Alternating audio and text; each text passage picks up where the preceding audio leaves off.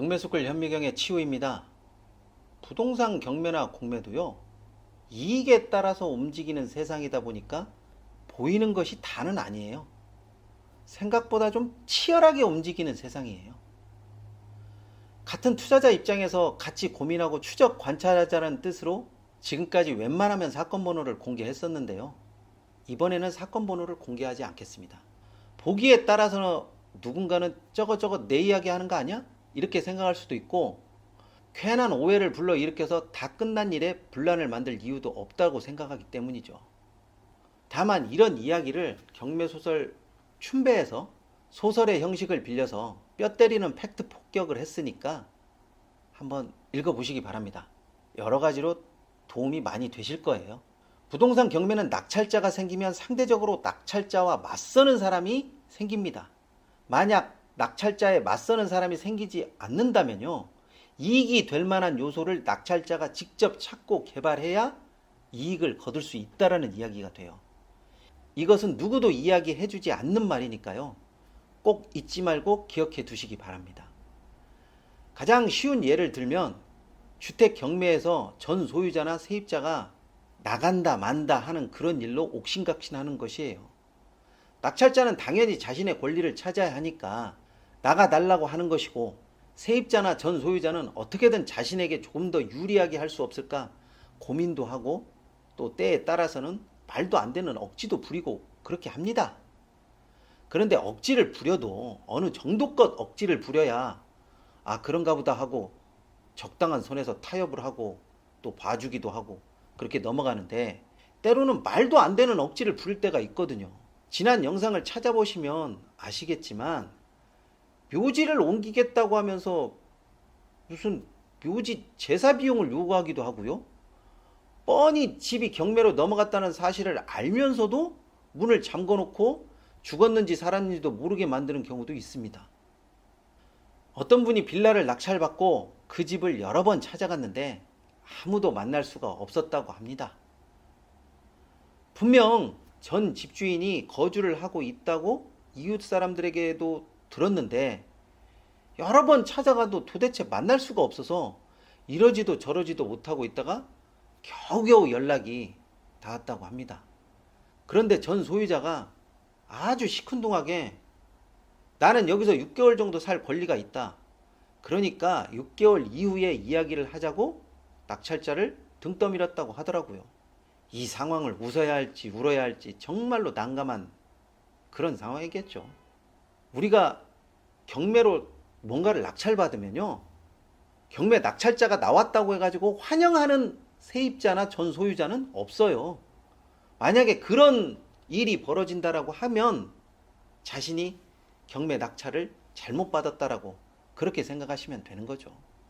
자, 여러분이라면 어떻게 하시겠습니까? 당장에 나가라고 소리를 고래고래 질러서 쫓아내시겠습니까? 아니면 그렇습니까? 그럼 6개월 후에 뵙겠습니다, 이렇게 하고 문 살며시 닫고 나가야 합니까? 아마 낙찰자도 멘붕이 왔을 거라고 미루어 짐작할 수는 있을 것 같아요. 여기에 전 소유자와 같이 일을 하고 있는 직장 동료를 또 우연치 않게 알게 되었다고 하더라고요. 여러 번 왔다 갔다 하니까. 낙찰자는 차초 지정을 이야기를 하고 우리 좀 좋게 해결하자, 그리고 직장 동료분이 좀 도움을 좀 줘라, 저분 좀 설득해달라, 뭐 이렇게 부탁을 했답니다. 그런데 좋은 쪽으로 해결을 하자고 말을 넣은 그 직장 동료와 전 소유자 간의 싸움이 크게 일어나서 이게 누구 편을 들 수도 없는 그런 상황까지 갔다고 해요. 낙찰자는 괜히 중간에 끼어서 나까지 피해를 봤다라고 하는 직장 동료까지 달래는 지경까지 오니까 짜증이 극도로 밀려오는 거죠. 여기에 전 소유자는 계속해서 자기는 6개월 동안 살 권리가 있다고, 6개월 동안 살 권리가 있다고 이 말만 계속 하는 거죠. 만약에 6개월 안에 나가라고 한다면 일종의 보상금을 두둑히 준비해야 한다고 그런 식으로 말을 하니까, 또 이런 이야기를 또 계속 듣다 보면요, 그 이상한 논리에 빠져들게 돼요. 당연히 낙찰자 입장으로서는 저 말이 맞나? 하고 혼란이 빠질 수밖에 없는 거죠. 자, 이런 상황에서 더 좋게 이야기할 이유가 있을까요? 협상이라고 하는 것은 조율을 전제로 서로의 의견을 들어보면서 서로가 이익이 되는 쪽으로 협상을 하는 거죠. 일방의 통보를 무조건 따라야 한다는 것은 협상이 아니에요. 그것은 명령이나 지시죠. 억지를 피우는 사람에게 이런 억지가 어딨냐고 백날 이야기해봤자 이 사람이 알고 똥 싸는 것이기 때문에 소용이 없어요. 그냥 잘 알겠습니다. 그렇게 말씀하신다면 저도 어쩔 수 없이 법적인 절차를 통해서 제 권리를 확보해 나가겠습니다. 이렇게 하고 그냥 나오시면 됩니다. 이것은 형식은 내가 너 다시는 안 본다. 뭐 이런 식으로 최후 통첩처럼 보이는데요. 실상은 또 그렇지가 않아요. 이런 것도 협상의 과정이라고 생각하시면 쉽게 이해가 됩니다.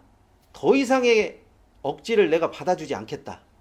뭐 이런 것과 함께 네가 생각을 달리하지 않으면 더 이상의 대화가 이어지지 않는다라는 것을 상대방에게 강하게 어필하는 효과를 주거든요.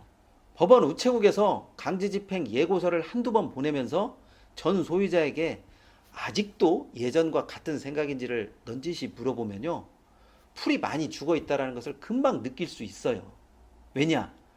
보기보다 강제집행 예고서가 약발이 좀 세요. 이런 식의 당근과 채찍 전략을 짜게 되면요. 상황에 대한 주도권을 낙찰자가 쥐게 될 수가 있어요. 이것은 진짜 어디까지나 낙찰자 입장에서 최상의 전략이죠. 다시 말해서 질질 끌려가면 말도 안 되는 억지가 점점 늘어갈 뿐이지 그 억지가 해결이 되지 않는다라는 거예요. 단호해져야 할 때는 단호해져야 하고요. 그러면서 물밑 접촉은 계속적으로 이어가면서 상대방을 어르고 달래는 것이 가장 좋아요. 그래서 이 빌라 명도는 어떻게 되었냐고요? 직장 동료의 집으로 거처를 옮기고요. 직장 동료와 함께 한 두어 달 지내다가 다른 곳을 알아봐서 이사했다고 합니다.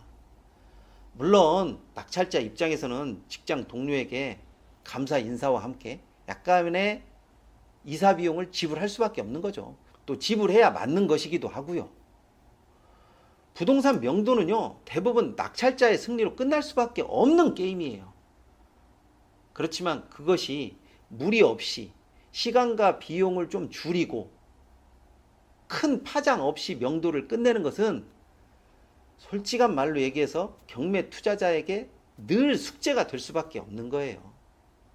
그거를 얼마나 잘하냐, 그거를 얼마나 못하느냐, 여기에서 고수와 하수가 나뉘어지는 거지 어떤 식으로든 해결은 됩니다.